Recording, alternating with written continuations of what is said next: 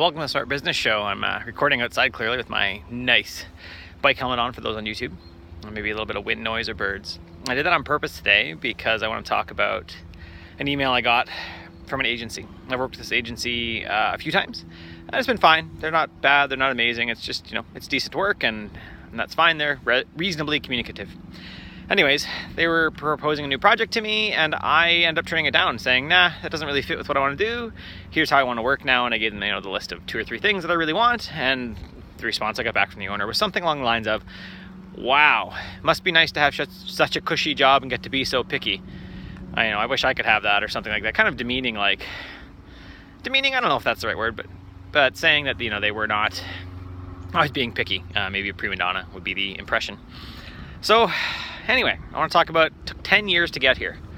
10 years for me to get to that spot where, it's, 10:30-ish, 10:32 on a Thursday. I was up at 4:45. I rode my bike down to the coffee shop on the other end of town just because it was farther away. And I'm going for a bike ride, taking rest. Part of the reason that I have, let's see if we can cut some wind noise if I turn around and block it with my body. Part of the reason I have such a cushy job, per se, is because I've decided to opt out of this, work harder, work all the time mentality. I've talked about this a few times, to focus on the one thing that's most important. Because I've decided that my kids are more important than, adding another zero to my bank account. My kids are more important. Getting rest is more important. Being healthy is more important. Being healthy, for my wife in part, because that I look good, is something that I work on a little bit, right?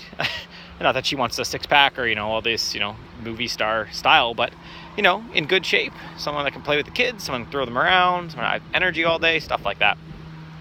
So that's a thing. So when someone is lamenting, I guess, my cushy job and how nice it is and how lucky I must be and everything, I really don't worry about it. I tell them that, this is my job. I've worked hard for this, and that's your problem. That's something you get to deal with. So today I want to tell you to opt out of that work more, work harder mentality and work smart. I talked about Great at Work, which is all about working smart. So start working smarter. And you'll find a link to Great at Work in the show notes.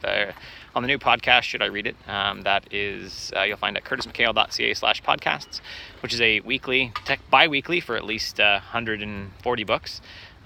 Look at the books that I've been reading and what's important out of them so that you can get that and decide what you're going to read. Thanks. Ciao.